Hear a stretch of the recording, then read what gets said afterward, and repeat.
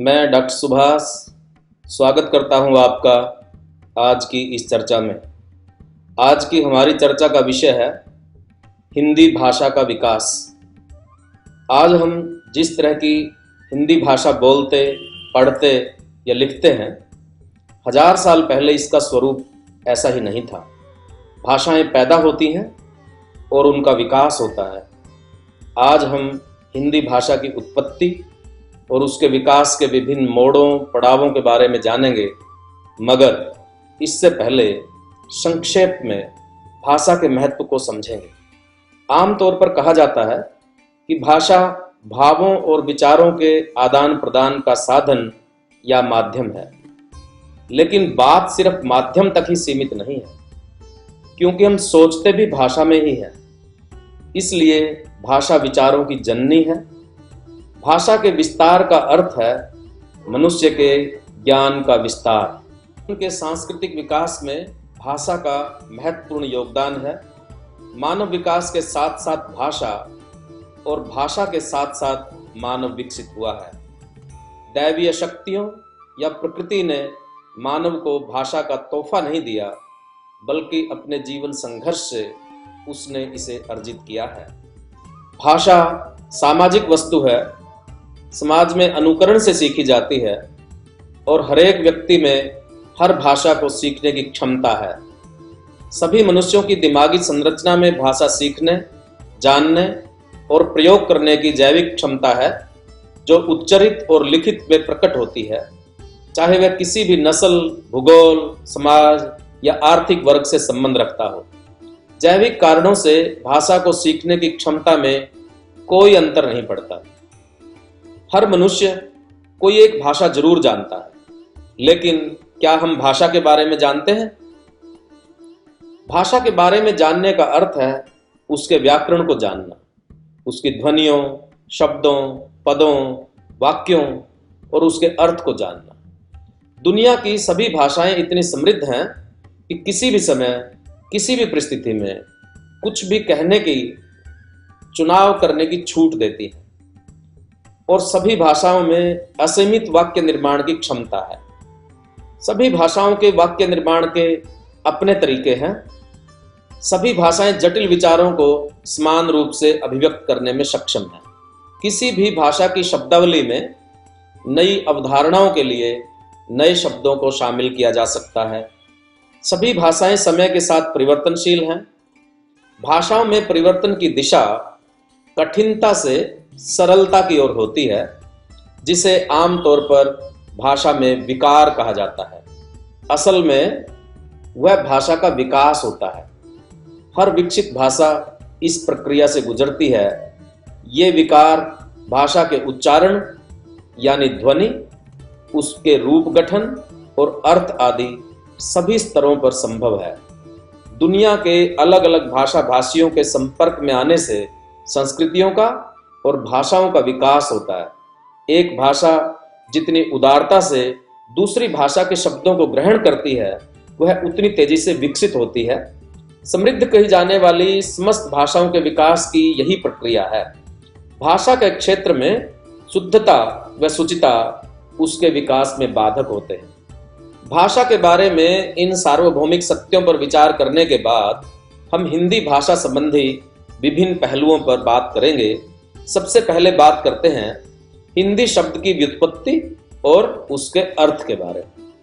जब भी हम कोई शब्द सुनते हैं, तो जिस वस्तु या विचार की ओर वह संकेत करता है, उसके बारे में जानने यानी उसके अर्थ को जानने की कोशिश करते हैं। शब्द का अर्थ जानने के साथ साथ उस शब्द के बारे में जानना भी बड़ा दिलचस्प होता है। जब हम हिंदी शब्द सुनते हैं, तो हमारा ध्यान एकदम उस भाषा की ओर जाता है जिसके बोलने वालों की संख्या 100 करोड़ के करीब है। फिर हिंदी पट्टी कहे जाने वाले भूभाग की ओर जाता है, जिसमें यह भाषा बोली जाती है। इसकी सीमा पश्चिम में राजस्थान के जैसलमेर, उत्तर पश्चिम में हरियाणा राज्य के अंबाला, उत्तर में हिमाचल प्रदेश राज्य के शिमला से लेकर नेपाल तक के पहाड़ी प्रदेश, पूर्व में बिहार राज्य के भागलपुर, दक्षिण पूर्व में छत्तीसगढ़ राज्य के रायपुर तथा दक्षिण पश्चिम में मध्य प्रदेश के खंडवा के बीच है। हिंदी भाषी राज्यों में शामिल हैं हिमाचल प्रदेश, उत्तरांचल, हरियाणा, राजस्थान, दिल्ली, उत्तर प्रदेश, मध्य प्रदेश, छत्तीसगढ़, बिहार और झारखंड। भारत एक ऐसा देश है जहां संसार के विभिन्न हिस्सों से विभिन्न संस्कृतियों के लोग आकर बसते चले गए। गुरुदेव रविंद्रनाथ टैगोर ने इसी विशेषता के कारण भारत को संस्कृतियों का महासमुद्र कहा है। बाहर से आए लोगों के साथ स्थानीय लोगों के संघर्ष भी हुए, लेकिन अंततः परस्पर घुल मिल गए। सबने एक दूसरे से खान पान, खेती, विज्ञान, संस्कृति और कलाओं के क्षेत्र में बहुत कुछ सीखा। भाषाओं की पूंजी यानी शब्द संपदा में भी आदान प्रदान हुआ। फारसी भाषा भाषियों का भारत के सिंध प्रदेश से संपर्क हुआ। उनके द्वारा स वर्ण का उच्चारण है करने के कारण सिंध का उच्चारण हिंद किया। इसी से हिंदी और हिंदवी जैसे शब्द अस्तित्व में आए। इससे पहले के संस्कृत या प्राकृत साहित्य में यह शब्द नहीं मिलता। हिंदी का अर्थ है हिंद से संबंध रखने वाला। बाद में यह शब्द उस भाषा के लिए प्रयुक्त होने लगा जिसमें हम और आप बात कर रहे हैं। हिंदी भाषा की उत्पत्ति कैसे हुई, कब हुई, किस भाषा से हुई, इसको जानने के लिए हम हिंदी भाषा के जन्म की पृष्ठभूमि पर एक नजर डालेंगे। विश्व में हजारों भाषाएं हैं। भाषा वैज्ञानिकों ने उनमें समानता के आधार पर उनके परिवार चिन्हित किए हैं। उसमें एक परिवार है आर्य भाषा परिवार। हिंदी का संबंध भारतीय आर्य भाषा परिवार से है। आर्य परिवार की भारतीय भाषाओं के विकास को 3 कालों में बांटा जाता है। प्राचीन आर्य भाषाओं का काल 1500 ईसा पूर्व से लेकर 500 ईसा पूर्व तक माना जाता है। इस काल में वैदिक संस्कृत और लौकिक संस्कृत का विकास हुआ। साहित्य की भाषा थी वैदिक संस्कृत और बोलचाल की भाषा थी लौकिक संस्कृत। धीरे धीरे इस बोलचाल की भाषा में साहित्य लिखा जाने लगा। वाल्मीकि, व्यास, कालिदास, अश्वघोष, माघ, भवभूति, मम्मट, दंडी और श्रीहर्ष जैसे अनेक रचनाकारों ने इसमें अमर कृतियों की रचना की। मध्यकालीन आर्य भाषाओं का काल 500 ईसा पूर्व से 1000 ईस्वी तक माना जाता है। इस काल में प्राकृत भाषाओं में साहित्य रचना हुई। महात्मा बुद्ध ने पाली भाषा में उपदेश दिए। प्राकृत भाषाओं का रूप बदला। पश्चिमी, पूर्वी, मध्य देशी तथा पश्चिमोत्तरी अपभ्रंश में साहित्य रचा जाने लगा। अपभ्रंश की इन शाखाओं को सौरसैनी, मागधी, अर्धमागधी, महाराष्ट्री, पैसाची, ब्राचड़ भी कहा जाता है। आधुनिक आर्य भाषाओं का काल 1000 ईस्वी से आरंभ हुआ है। इस काल में हिंदी, पंजाबी, बंगाली, मराठी, गुजराती आदि आधुनिक आर्य भाषाओं में साहित्य रचना होने लगी। हिंदी आधुनिक आर्य भाषाओं में से एक है। हिंदी की उत्पत्ति अपभ्रंश की पश्चिमी अथवा सौरसैनी शाखा से हुई। आचार्य महावीर प्रसाद द्विवेदी ने कहा है कि अब तक बहुत लोगों का ख्याल था कि हिंदी की जननी संस्कृत है। यह ठीक नहीं। हिंदी की उत्पत्ति अपभ्रंश भाषाओं से है और अपभ्रंश भाषाओं की उत्पत्ति प्राकृत से है। प्राकृत अपने पहले की पुरानी बोलचाल की संस्कृत से निकली है और परिमार्जित संस्कृत भी किसी पुरानी बोलचाल की संस्कृत से निकले है। आज तक की जांच से यही सिद्ध हुआ है कि वर्तमान हिंदी की उत्पत्ति ठेठ संस्कृत से नहीं। हिंदी भाषा में साहित्य रचना को 1000 साल से ऊपर हो चुके हैं। इस दौरान यह अनेक मोड़ों और पड़ावों से गुजरी है। इसका स्वरूप भी एक जैसा नहीं रहा, बल्कि उसमें निरंतर परिवर्तन होते रहे हैं। हिंदी भाषा के विकास को जानने के लिए इसे 3 कालों में बांटा जा सकता है: आदिकाल, मध्यकाल, आधुनिक काल। आदिकाल हिंदी भाषा के आरंभ का काल है। आदिकाल के हिंदी साहित्य में हिंदी के 5 रूप मिलते हैं: अपभ्रंशाभास, डिंगल, पिंगल, हिंदवी और मैथिली। सिद्धों, नाथों, जैनों के हिंदी साहित्य में अपभ्रंश का आभास होता है। राजस्थान के चारण कवियों ने वीर गाथाओं की रचना डिंगल भाषा में की। विद्यापति ने मैथिली में काव्य रचना की। भाषा की मिठास के कारण विद्यापति को मैथिल कोकिल कहा जाता है। अमीर खुसरो ने फारसी भाषा में भी रचनाएं की हैं और हिंदवी में भी। मध्यकाल के हिंदी साहित्य में हिंदी भाषा के मुख्यतः 3 रूप हैं: अवधी, ब्रज और दक्षिणी हिंदी। सूफी कवि मलिक मोहम्मद जायसी तथा राम भक्ति काव्य धारा के कवि तुलसीदास ने अवधी भाषा में साहित्य रचना की है। इनकी रचनाओं में इस भाषा की शक्ति और सामर्थ्य के दर्शन होते हैं। सूरदास ने अपनी रचनाओं में सूक्ष्म भावों को व्यक्त करने में ब्रज भाषा का अद्भुत प्रयोग किया है। आधुनिक काल में हिंदी का विकास खड़ी बोली से हुआ। इसका स्वरूप निश्चित करने में फोर्ट विलियम कॉलेज कलकत्ता की महत्वपूर्ण भूमिका रही है। इस काल में हिंदी साहित्य की अनेक विधाओं में हिंदी के अनेक रूप देखने को मिले हैं। सन 1857 के स्वतंत्रता संग्राम के बाद भारतीय समाज में आमूल परिवर्तन हुए।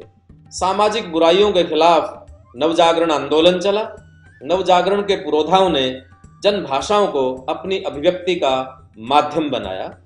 हिंदी के साहित्यकारों ने हिंदी भाषा में समाचार पत्र प्रकाशित किए। भारतेंदु हरिश्चंद्र, प्रताप नारायण मिश्र, बालकृष्ण भट्ट, बाल मुकुंद गुप्त जैसे साहित्यकारों ने हिंदी का स्वरूप निश्चित करने का प्रयास किया। हिंदी भाषा में तरह तरह का साहित्य रचा जाने लगा।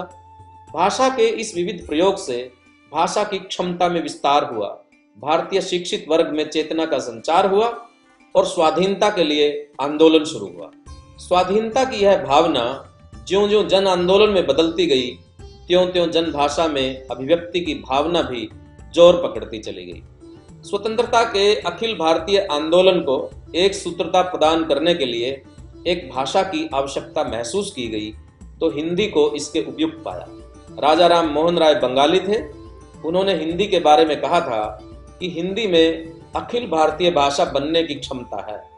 गुजराती भाषी स्वामी दयानंद सरस्वती ने कहा था कि हिंदी द्वारा सारे भारत को एक सूत्र में पिरोया जा सकता है। महात्मा गांधी भी गुजराती भाषी थे। उन्होंने कहा था, राष्ट्रभाषा की जगह हिंदी ही ले सकती है, कोई दूसरी भाषा नहीं। लोकमान्य तिलक का कहना था कि राष्ट्र के एकीकरण के लिए सर्वमान्य भाषा से अधिक बलशाली कोई तत्व नहीं। मेरे विचार में हिंदी ही ऐसी भाषा है। हिंदी के बारे में नेताजी सुभाष चंद्र बोस ने कहा था कि देश के सबसे बड़े भूभाग में बोली जाने वाली भाषा हिंदी ही राष्ट्रभाषा की अधिकारिणी है।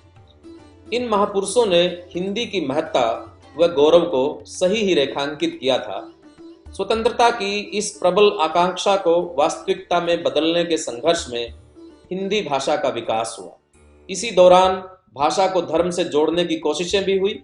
हिंदी को हिंदुओं की और उर्दू को मुसलमानों की भाषा के तौर पर प्रचारित करने के प्रयास किए गए। इससे कुछ हद तक भाषाई संकीर्णता भी पनपी। हिंदी में संस्कृत के तत्सम शब्दों को जबरदस्ती ठूंसा जाने लगा। उन शब्दों को जानबूझकर बाहर किया जाने लगा जिसका मूल फारसी या उर्दू भाषा से था। इससे हिंदी की स्वाभाविकता व मिठास को धक्का जरूर लगा, लेकिन स्वतंत्रता आंदोलन के दौरान हिंदी का हिंदुस्तानी स्वरूप ही लोकप्रिय हुआ। प्रेमचंद आदि साहित्यकारों ने हिंदी के इसी रूप में अपनी रचनाएं की थी और यह जन जन में खूब लोकप्रिय था। गौर करने की बात है कि भाषाओं का धर्मों से कोई संबंध नहीं होता। एक ही धर्म को मानने वाले विभिन्न भाषाएं बोलते हैं। अलग अलग धर्मों के मानने वालों की एक ही भाषा होती है। किसी भी भाषा के विकास में उसकी उपभाषाओं और बोलियों की महत्वपूर्ण भूमिका होती है। असल में तो ये बोलियां ही किसी भाषा की शक्ति होती हैं जो उसका रूप निखारती हैं और उसमें प्राण डालती हैं। हिंदी की मुख्यतः 5 उपभाषाएं और उनसे संबंधित 18 बोलियां हैं। इन उपभाषाओं व बोलियों की अपनी अपनी विशिष्टताएं हैं। पश्चिमी हिंदी की बोलियां हैं खड़ी बोली, हरियाणवी, ब्रज, बुंदेली, कन्नौजी। पूर्वी हिंदी की बोलियां हैं अवधी, बघेली, छत्तीसगढ़ी। राजस्थानी की बोलियां हैं मारवाड़ी, मेवाती, जयपुरी, मालवी। पहाड़ी की बोलियां हैं कुमाऊनी, गढ़वाली और बिहारी की बोलियां हैं मगही, मैथिली, भोजपुरी। इन बोलियों से ही हिंदी भाषा जीवन रस ग्रहण करके फलती फूलती है। बोलियों से जीवन संपर्क ही किसी भाषा को सजीव बनाता है। भाषाओं का निर्माण गांव गली के चौराहों, चौक बाजारों, खेत खलिहानों, मेलों ठेलों में होता है। जनजीवन के संघर्षों में ही नए नए शब्द और मुहावरे पैदा होते हैं। जीवन के विविध उत्सवों व उल्लासों में ही यह आकार ग्रहण करती है। विश्वविद्यालयों के भाषा विभागों, सरकारी दफ्तरों अथवा अकादमियों में भाषाएं नहीं बनती, न ही समाज का अभिजात्य वर्ग इसका निर्माण करता है। हाँ, किसी भाषा के मानकीकरण में इन वर्गों और संस्थाओं का योगदान जरूर रहता है। भारत के संविधान में हिंदी को राजभाषा यानी शासकीय कामकाज की भाषा के तौर पर स्वीकार किया है। हिंदी की संवैधानिक स्थिति के बारे में जानना दिलचस्प होगा। आप अनुमान लगा सकते हैं कि विभिन्न सरकारी विभागों में हिंदी में कार्य होता है कि नहीं। आप इसे अपने दैनिक जीवन में देख सकते हैं। इसमें क्या समस्याएं हैं, इसके बारे में भी जानकारी हासिल कर सकते हैं। स्वतंत्रता आंदोलन के दौरान ही राष्ट्रभाषा और राजभाषा के मुद्दे पर गंभीर मंथन हो रहा था। अंग्रेजी शासन के राजकाज की भाषा अंग्रेजी थी। स्वतंत्रता आंदोलन के नेता इसे गुलामी का प्रतीक मानते थे। स्वतंत्रता आंदोलन के दौरान महात्मा गांधी और सुभाष चंद्र बोस के दिग्गज नेता आजाद भारत में हिंदी भाषा को राजकाज की भाषा बनाने का मंतव्य जाहिर कर चुके थे। 15 अगस्त 1947 को भारत स्वतंत्र हुआ और लोकतांत्रिक शासन प्रणाली को अपनाया। अपनी व्यवस्था सुचारू रूप से चलाने के लिए एक संविधान की रचना की। संविधान की रचना करते समय यह सवाल उभर कर आया कि भारत सरकार के राजकाज की भाषा कौन सी होगी। इस सवाल पर खूब बहस हुई। हिंदी के स्वरूप पर खूब चर्चा हुई।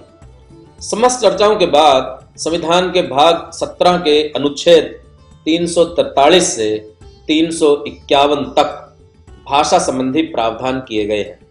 14 सितंबर सन 1949 को हिंदी को भारत की राजभाषा के रूप में स्वीकार किया गया। संविधान के अनुच्छेद 343 के तहत भारत की राजभाषा संबंधी प्रावधान इस प्रकार हैं। अनुच्छेद 343 संघ की राजभाषा। संघ की राजभाषा हिंदी और लिपि देवनागरी होगी। संघ के शासकीय प्रयोजनों के लिए प्रयोग होने वाले अंकों का रूप भारतीय अंकों का अंतर्राष्ट्रीय रूप होगा। खंड 1 में किसी बात के होते हुए भी इस संविधान के प्रारंभ से 15 वर्ष की अवधि तक संघ के उन सभी शासकीय प्रयोजनों के लिए अंग्रेजी भाषा का प्रयोग किया जाता रहेगा जिनके लिए उसका ऐसे प्रारंभ से ठीक पहले प्रयोग किया जा रहा था। परंतु राष्ट्रपति उक्त अवधि के दौरान आदेश द्वारा संघ के शासकीय प्रयोजनों में से किसी के लिए अंग्रेजी भाषा के अतिरिक्त हिंदी भाषा का और भारतीय अंकों के अंतर्राष्ट्रीय रूप के अतिरिक्त देवनागरी रूप का प्रयोग प्राधिकृत कर सकेगा। इस अनुच्छेद में किसी बात के होते हुए भी संसद उक्त 15 वर्ष की अवधि के पश्चात विधि द्वारा अंग्रेजी भाषा का या अंकों के देवनागरी रूप का ऐसे प्रयोजनों के लिए प्रयोग उपबंधित कर सकेगी जो ऐसी विधि में विनिर्दिष्ट किए जाए। संविधान निर्माताओं ने राजभाषा के सवाल पर गंभीर विचार विमर्श के बाद हिंदी को राजभाषा का दर्जा दिया। तात्कालिक तौर पर अंग्रेजी को सहयोगी भाषा के तौर पर स्वीकार करते हुए उन्होंने संघ का कर्तव्य निर्धारित किया सन 1965 तक हिंदी को राजभाषा के रूप में विकसित करें, परंतु अभी तक वास्तव में इस लक्ष्य को हासिल नहीं किया जा सका। भारत बहुभाषी व बहुसंस्कृति वाला देश है। किसी भाषा के बोलने वालों की संख्या अधिक हो या कम, सभी समान व्यवहार की हकदार हैं। इस समय संविधान की 8वीं अनुसूची में भारत की 22 भाषाओं को शामिल किया गया है। हिंदी, पंजाबी, उर्दू, कश्मीरी, संस्कृत, असमिया, उड़िया, बांग्ला, गुजराती, मराठी, सिंधी, तमिल, तेलुगु, मलयालम, कन्नड़, मणिपुरी, कोंकणी, नेपाली, संथाली, मैथिली, बोडो और डोगरी। ध्यान रहे कि सिंधी भाषा को सन 1967 में 21वें संविधान संशोधन द्वारा, कोंकणी, नेपाली तथा मणिपुरी भाषा को सन 1992 में 71वें संशोधन द्वारा तथा संथाली, मैथिली, बोडो तथा डोगरी भाषा को सन 2003 में 92वें संविधान संशोधन द्वारा संविधान की 8वीं अनुसूची में शामिल की गई है। किसी भाषा की शक्ति उसके बोलने वालों की संख्या पर निर्भर नहीं करती, बल्कि उस भाषा में मौजूद ज्ञान पर निर्भर करती है। बाबू भारतेंदु हरिश्चंद्र ने सही कहा था कि हम चाहे किसी भी भाषा में बात करें, लेकिन सोचें तो अपनी भाषा में और लिखें तो अपनी भाषा में। इसी से ही भाषाओं में ज्ञान प्रविष्ट होता है जो उस समाज तक जाता है। इसीलिए उन्होंने भाषा की उन्नति को देश के विकास का मूल कहा था। निज भाषा उन्नति है, सब उन्नति को मूल, बिन निज भाषा ज्ञान के मिटे न हिये को सूल। प्रचलित करो जहान में निज भाषा कर जतन, राज काज दरबार में फैलावू यह रत्न। भाषा में ही साहित्य की रचना होती है। हर भाषा का अपना विशिष्ट मुहावरा होता है, उस समाज के सांस्कृतिक प्रतीक होते हैं। भाषा में छुपे अर्थ संकेतों के माध्यम से ही हम साहित्य के मर्म को, चेतना को और इतिहास बोध को ग्रहण कर सकते हैं। हिंदी भाषा के 1000 साल के इतिहास में भाषा भी बदली है और साहित्य भी। हिंदी भाषा के साहित्यकारों ने अपने समाज के सुख दुख, अपेक्षाओं, आकांक्षाओं, जीवन संघर्षों को वाणी दी है। इससे भाषा की क्षमता में निरंतर विस्तार हो रहा है और उसका स्वरूप भी निखर रहा है। संचार की नई व्यवस्थाओं और तकनीक ने स्थानीय भाषाओं के प्रगति के रास्ते खोले हैं। हिंदी भाषा भी इस व्यवस्था में अपनी जगह बना रही है। धन्यवाद दोस्तों, मिलते हैं एक नए विषय के साथ। तब तक के लिए धन्यवाद।